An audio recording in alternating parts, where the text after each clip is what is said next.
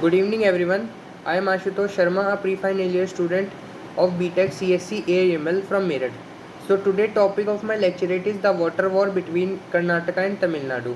Water, that is a very essential requirement for fulfilling the basic needs of human life. There were many wars for water in past, and nowadays there are many states and countries that fight over water many times. Two of the major states are Karnataka and Tamil Nadu of India.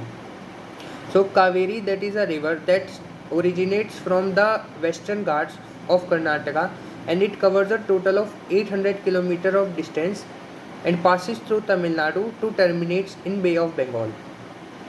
Kaveri, the major source of water collection in Kaveri is rainwater. As this issue started 200 years ago, and in 2018, the Supreme Court of India stated a verdict on this issue, as the Karnataka state was ordered to transfer the 500 cuses of water every day to Tamil Nadu. But in 2023, there is a very less rainfall in the southern part of India, and rainfall had almost disappeared from the country. So the amount of water that is collected in Kaveri river is very less, as it was 123 years ago. So Karnataka, the major source of drinking water and the irrigation of farmland in the whole Karnataka city depends on Kaveri river, and due to the less rainfall this year, the Karnataka government is not able to fulfill the basic needs of Karnataka and not able to transfer the water needs of Tamil Nadu that was verdicted by Supreme Court of India.